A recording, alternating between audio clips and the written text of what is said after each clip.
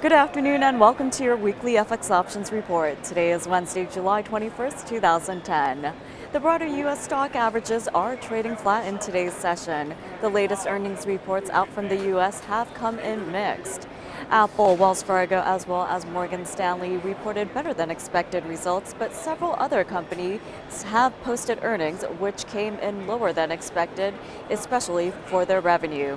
And it is light on the economic calendar in midweek trade, and all eyes are on Federal Reserve Chairman Ben Bernanke's semi-annual testimony before the Senate Banking Committee. Now, Bernanke will be speaking for 2 days, and his comments will be closely watched for any hints on whether the central bank is considering any stimulus measures.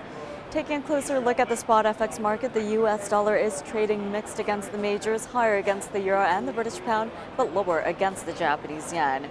In terms of event risk this week, all eyes are on the European Bank's stress test results, which will be coming out at the end of this week. Now, some of the results have already been leaked, and there are concerns that there may be banks that have not posted favorable results, and some institutions may need to make adjustments. Now, over in the UK, the Bank of England's central bank meeting minutes from the July 7th to 8th meeting have been released and show that the MPC voted 7-1 to keep the key lending rate at 0.5%. Now, only one member, which was Andrew Sentence, voted to hike interest rates by 0.25%. One way to trade your views on U.S. dollar's strength or weakness is to take a look at IC's FX options. One advantage is that they are U.S. dollar denominated. For more information, you can go to www.fxoptions.com. And in our next segment, we will take a look at the individual IC FX option pairs in our daily trend report. Let's start out with the AUX, which is the U.S. currency against the Aussie. Now, for that pair, the downside does prevail. The RSI has struck against its neutrality area at 50% and is reversing to the downside. The preference of trading central analysts for the AUX is short positions below 120 with targets at 111.20 and 106.75 in extension. For the BPX, the U.S. currency against the British pound, that pair is under pressure. It has broken below its bullish channel lower boundary, and the preference of trading central analysts is short positions below 68 with targets standing at 64.50 and 63 in extension. For the CDD, which is the U.S. dollar against the CAD, that pair is also under pressure.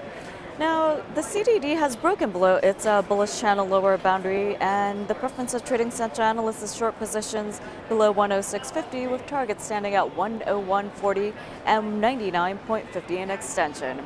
For the EUI, which is the U.S. dollar against the euro currency, the downside also prevails.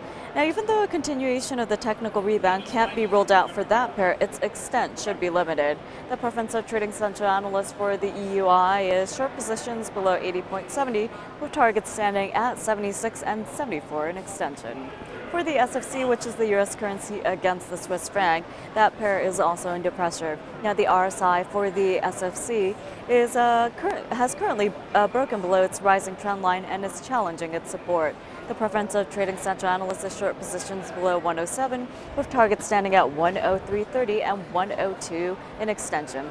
Last but not least for this segment, let's take a look at the YUK, which is the U.S. currency against the Japanese yen. Now, caution is advised for that pair, as it is close to a strong support area. Now, the preference of trading central analysts is short positions below 90 with targets standing at 86 and 83.55 in extension. Now we move on to your weekly trend opinion. Now, last week the U.S. dollar continued to weaken against the major currencies. And because of that weak U.S. dollar trend, trading central analysts were able to see a 100% gain on their trade alert for the NDO. Now, in terms of portfolio performance, it currently stands at 1,666.60% since its inception, which was in August of 2007. And since the beginning of this year, January 2010, it is higher by 386.50%. Now, we do have one trade alert for you here, and this week Trading Central analysts are recommending, as they did in their follow-up earlier this week, to consider puts on the BPX. Now, that pair is close to its lower boundary or its formal bullish channel, and that should act as a resistance. They are also looking at the corrective recovery on the EUI, and that is expected to come to an end. The declining 20-day moving average still maintains a downward pressure in the short term. Now, looking ahead to next week, Trading Center analysts will be looking at the CDD, the AUX, and the YUK. They will be looking at the CDD because it remains under pressure, and it has also struck against the 106.50 resistance area, while the pair is shaping a broadening pattern. In terms of the AUX, they will be looking at that pair next week because it is badly directed and is approaching its next support at 111.20.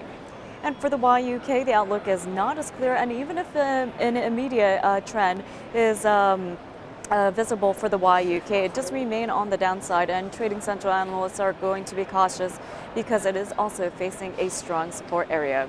And that does wrap it up for your weekly FX options report. Make sure to tune in next Wednesday for your latest update. Thanks for watching and have a great day.